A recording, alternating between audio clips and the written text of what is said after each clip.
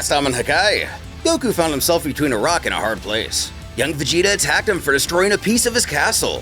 While the battle itself isn't a threat considering Goku's a freaking god of destruction, but if these guys find out he's stronger than the prince, it'll raise a lot of questions and unwanted attention. So the destroyer decided to explain away his power and speed by claiming he knows how to do magic.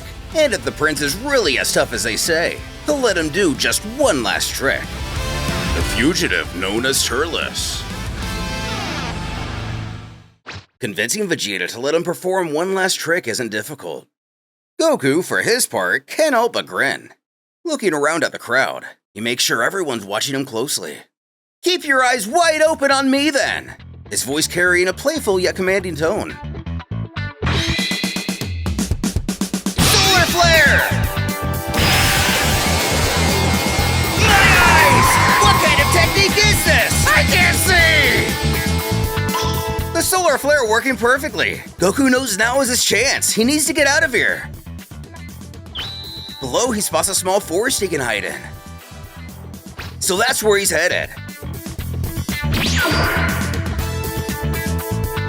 Zipping down, he knows that was a close one. However, it must be asked what effect using the Solar Flare will have on this timeline's future.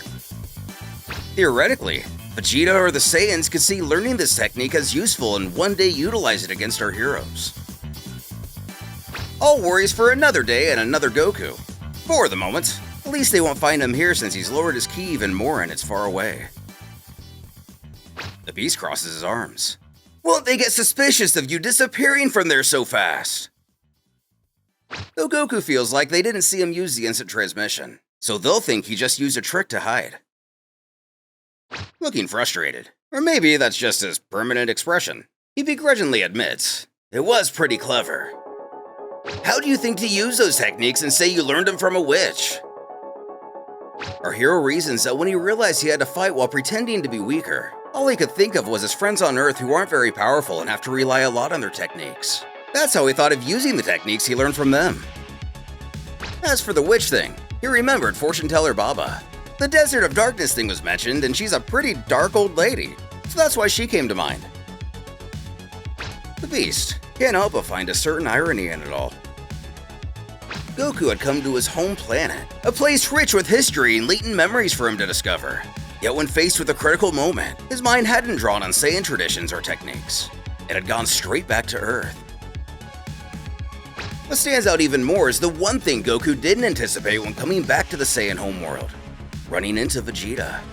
Of all the challenges he might have imagined, facing the young prince had never crossed his mind. Vegeta had been bad-tempered and full of that superiority complex since he was young. No surprise there.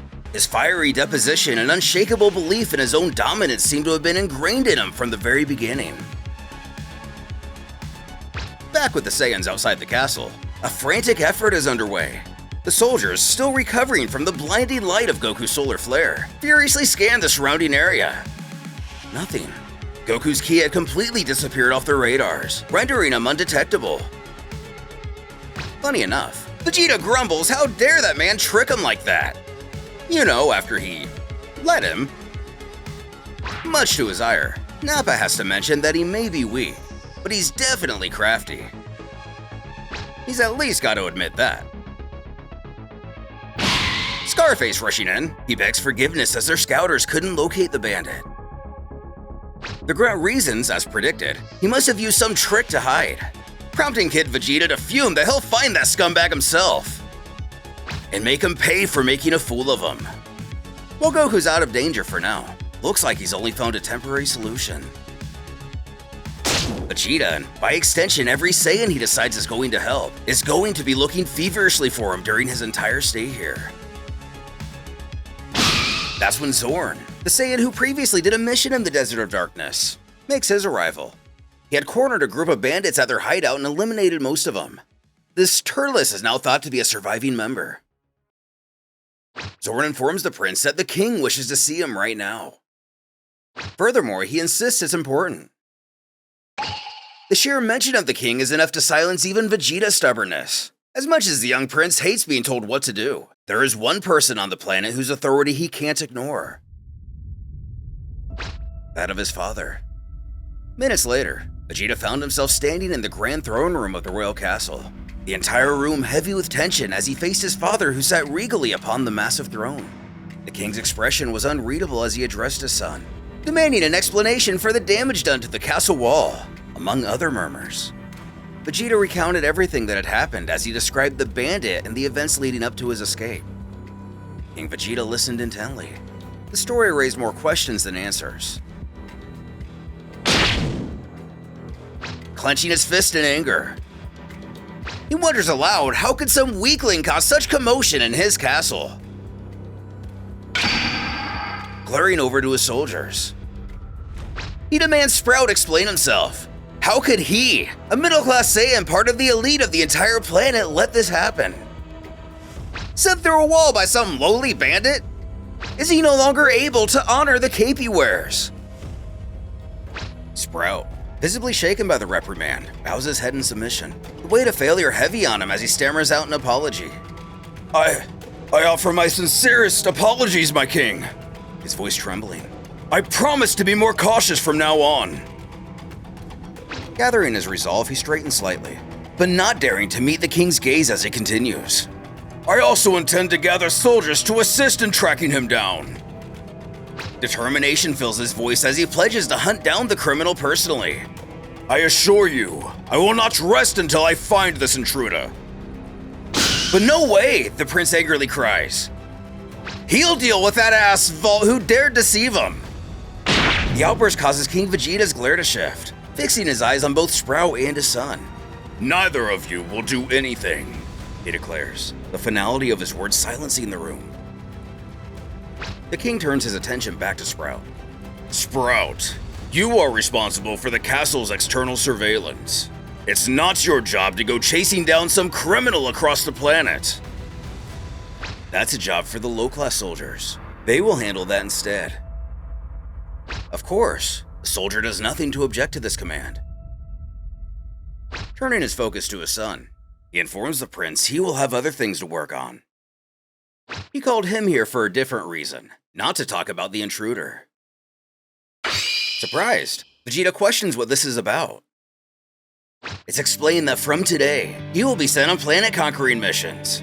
He's completed all the necessary training for a royal and more than proven his great potential.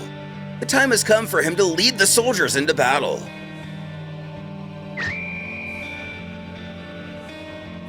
Which is the perfect thing to get his mind off that bandit. The youngster slips a smile and admits he's been waiting for this for a long time.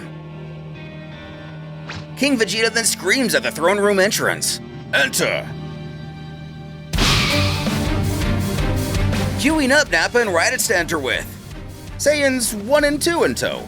These are the pair who were in the Broly movie as fellow survivors to Frieza's genocide.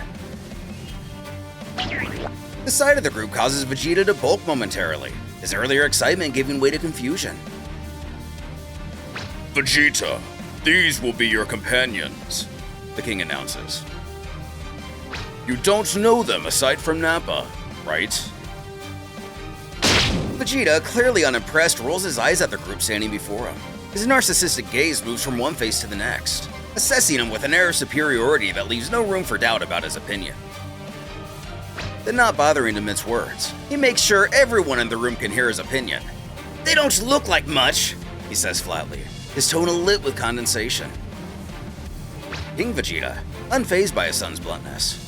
Like Nappa, their power is still developing. But each of them has been assessed as having the potential to become middle-class warriors. So, his eyes shifting back to his son, they carry the title, even if they don't yet match the strength of those who serve me personally. They may be your future elites, my son, just as I have mine. Whatever, figures the royal. As long as they don't get in my way. King Vegeta, his face etched with certainty to the point of pompousness, laughs at his son's attitude, as if he expects nothing less from the headstrong prince. A team of potential middle-class Saiyans, he begins, his tone swelling with assuredness. Led by my son, a high-class warrior and royal. They will be unstoppable! Then immediately returning to his abrasive nature, he declares Royal Superintendent Breach will brief the group on their first mission.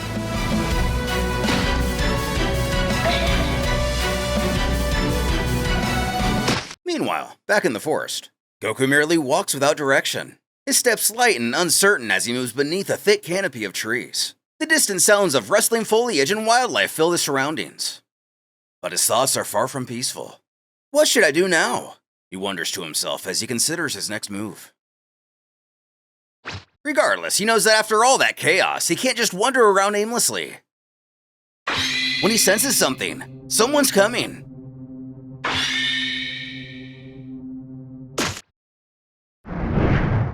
Fortunately, it's not one of the palace guards, but a feeble old man.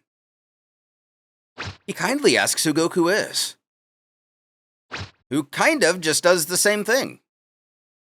The old-timer chuckles and offers a wave. Don't mind me. I'm just an old man who happened to stumble upon you. At least that's what he says. But in reality, this old man isn't as harmless as I'd like our hero to believe. He was able to find Goku using the scouter he looted off some idiot soldier, meaning Goku's having trouble suppressing his power completely. But is this guy's intention merely to assure his own safety, or is he planning something nefarious? After an awkward pause, Goku questions if he can help him with something. Going to pull something out of his cloak. The stranger retrieves a small bag. Actually, yes, his voice crackles. You see, I'm just a poor old man, and what I do for a living is sell fruit. Reaching his arm out to offer the bag. But these aren't just any fruits. They're a very special kind. A statement that piques Goku's interest. Unable to resist, the gullible god leans forward to beckon. What kind of special fruit? Reaching in.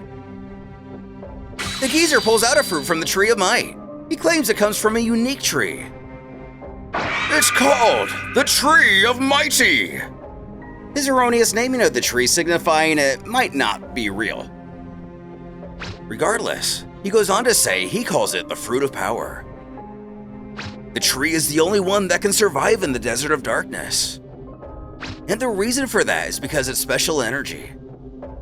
Anyone who eats a fruit from the Tree of Mighty has their fighting power increased several times over. An amazing concept to Goku. Looks like he may have stolen the name Turles from someone who wasn't a non-canon movie villain.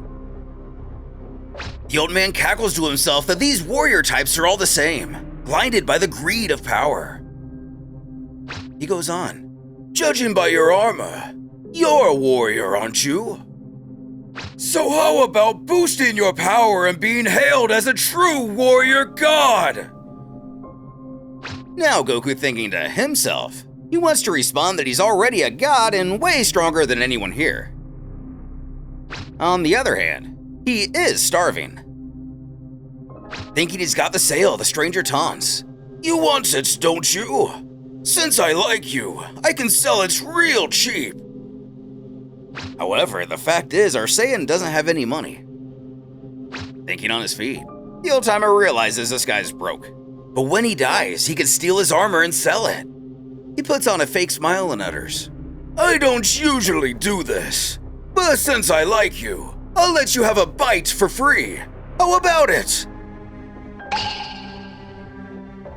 Full of surprise, Goku gasps. Really? Elated to do that for him, Goku thanks him.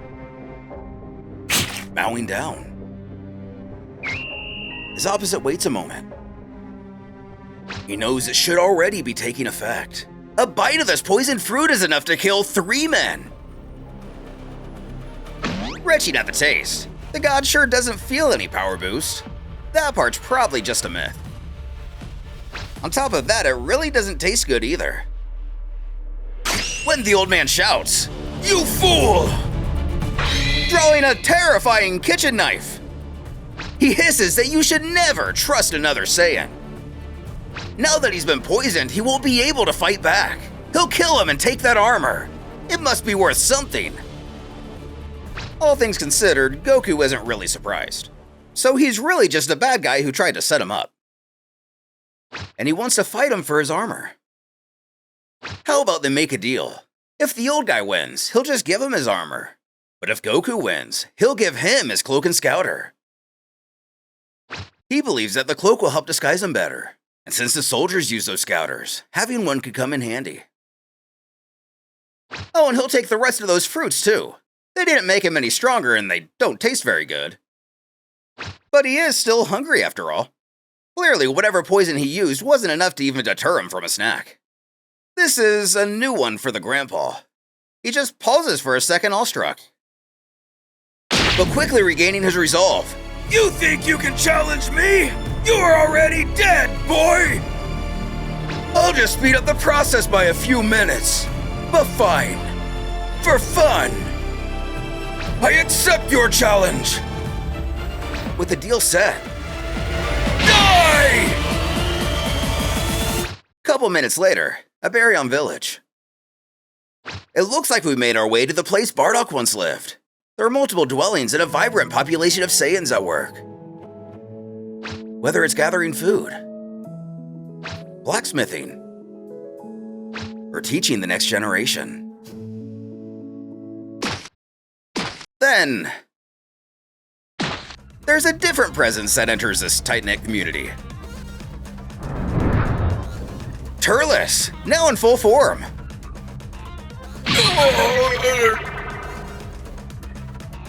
Now that Goku has what he considers to be the perfect disguise, he feels a renewed sense of confidence. The loose cloak he's fashioned for himself drapes over his frame, giving him a mysterious and distinctly unrecognizable look. Or so he believes. Even Kakarot thinks it looks great. He takes a bite of one of the fruits and giggles at his own ingenuity. Making his way through the village. This causes him to not disappear amongst the other Saiyans. Immediately, people start asking questions about who he is. One mentions she's never seen him around here. Why is he laughing like that and wearing a cloak? Another heard the army searching for a criminal. One was stopped near the castle. That giggling weirdo must be the criminal. They should alert the army. With the king. His men receives word of this. His underling informs a suspicious man has been reported in Baryon village. While unconfirmed, it seems to be the intruder from earlier. The king compliments. Excellent, Glark.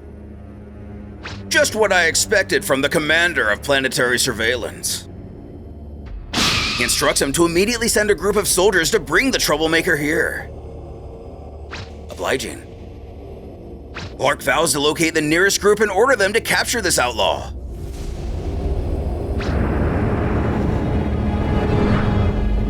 Somewhere not far from Baryon village. Looks like Bardock and his crew just finished laying waste to a neighboring adversary.